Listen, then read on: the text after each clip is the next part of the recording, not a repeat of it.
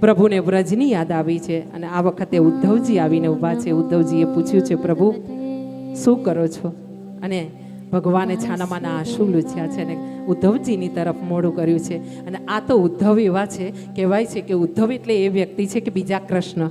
હા, એમને જુઓ ને એટલે એમના શરીર પરથી, એમના વળાંકો પરથી, એમની વાતો પરથી, એમના મુખારવિંદ પરથી, એમના પહેરવા પરથી, વસ્ત્ર અને અલંકારો પરથી એમ લાગે કે આ બીજા કૃષ્ણ છે. એવા આ ઉદ્ધવજી છે. એ જાણી ગયા છે કે ભગવાન આજે દુઃખી છે. એમણે પૂછ્યું છે ત્યારે કીધું છે, ઉદ્ધવ મોહે વ્રજ વિસરત નાહી.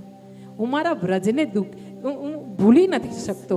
ઉદ્ધવ શું કરું? મને મારા ગોપીઓ, મારા ગોવાળો, મારા સખાઓ, મારી મા જશોદા, મા જશોદાના હાથનું માખણ, એ વલોણું, મારા નંદબાબા અને એ 9 લાખ ગાયો, ગાયોના વાછરડા અને વ્રજની ભૂમિ મને, અને એ મધુબન, એ યમુનાજીનો કિનારો મને બહુ યાદ આવે છે.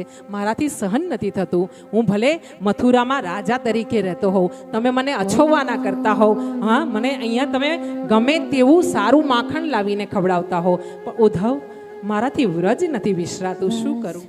ત્યારે ઉદ્ધવે કીધું છે, ચાલો ફરી એકવાર આંટો મારી આવો, વ્રજમાં જઈ આવીએ. ત્યારે ભગવાને કીધું છે, ના ઉદ્ધવ, હવે હું જઈશ ને, હવે પછી હું પાછો ન આવી શકું.